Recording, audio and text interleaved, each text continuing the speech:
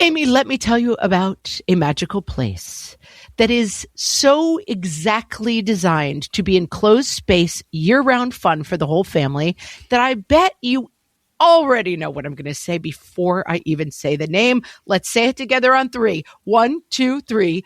Great Wolf Lodge. You got it, Amy. My kids loved Great Wolf Lodge when we went. You probably already know that it has a huge indoor water park with a wave pool, lazy river, a bunch of massive water slides. But then your pack can hit the other attractions because wait, there's more. Great Wolf Lodge has adventure-packed attractions like Magi Quest, a live-action game kids can play throughout the lodge, plus the Northern Lights Arcade. Spent some quality time there, so your kid who loves the lazy river and your kid who loves fantasy games will both have a great time. Great Wolf Lodge also offers great dining options and complimentary daily events like nightly dance parties, all under one roof. Unpack the car once and you're settled in to have fun. And with 22 lodges across the country, you're always a short drive away from adventure. We've both had such great times at Great Wolf Lodge, so bring your pack together at a lodge near you. Learn more at greatwolf.com and strengthen the pack. Welcome to Ask Margaret from What Fresh Hell, Laughing in the Face of Motherhood. Solving today's parenting dilemmas, one question at a time.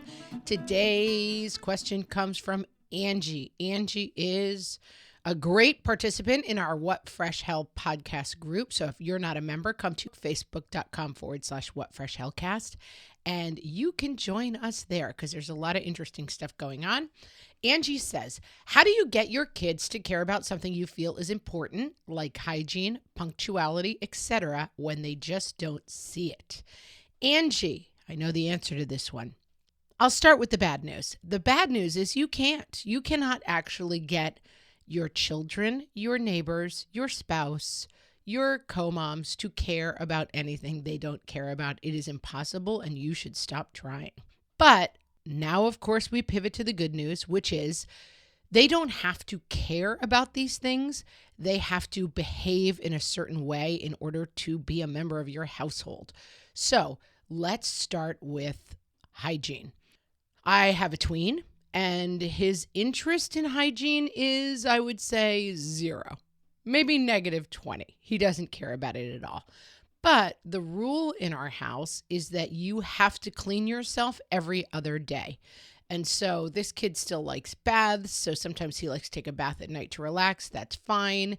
He knows he has to wash his hair separately from taking a bath. So that basically involves, I won't go into the whole detail, I'm sure you know how baths work, but he has to wash his hair and use a clean cup so that he's not just washing his hair in the dirty bath water. Otherwise, he has to take a shower. He has to use soap, as we have instructed him, to get all the parts clean and wash his hair. And then when he gets out of the shower, he has to put on deodorant. It is a simple expectation that we have set up. And whether or not he is interested in doing it, not interesting to me. I think eventually young men and women get more interested in their personal hygiene when peer pressure kind of kicks in and they don't want to smell bad at school, or they don't want to have, greasy hair when they go somewhere. That will kick in eventually, but you're not really interested in that part of the equation. Punctuality is a hard one because you have to back it up several steps. What I mean is, if you have to be somewhere at, let's say you have to be at school at 8 o'clock, that process has to start a full hour earlier. So if you start lecturing about the importance of punctuality at 7:45, you are on the wrong path. Punctuality is another practice. It's another behavior that you are just supporting and putting in place, whether or not your kids care about being on time. None of my kids particularly care about being on time for school, but we have put a system in place where there's no screens in the morning. We have, with one of my kids, set up a time that is listed on the back of his door. So he knows 7 o'clock, the alarm goes off. He needs to be dressed by 7:25. He needs to be downstairs and eating breakfast by 7:30, and he needs to walk out the door at 7:50. And those are pretty tight times, but he was cranky enough about it that that's how we decided to set it up.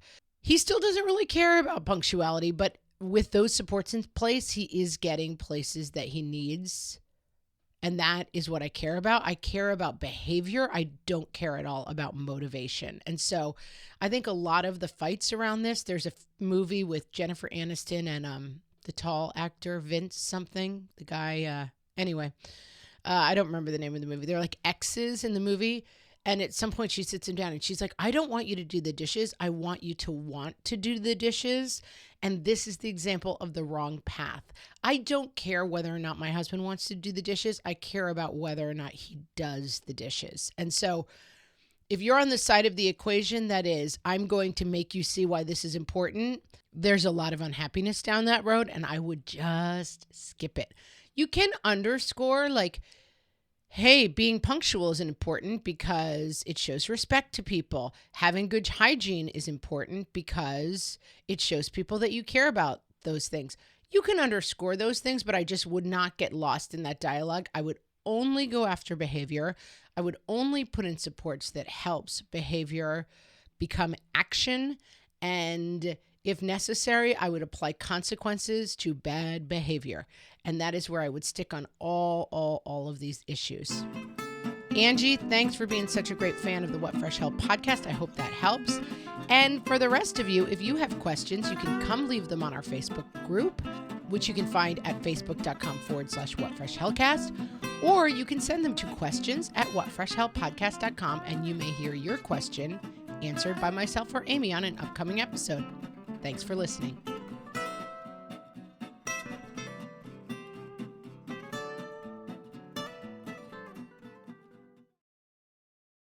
Close your eyes. Focus. Listen to work getting done with Monday.com. Relax as AI does the manual work, while your teams are aligned on a single source of truth. Feel the sensation of an AI work platform, so flexible and intuitive, it feels like it was built just for you. Notice you're limitless. Now open your eyes, go to Monday.com, start for free, and finally, breathe.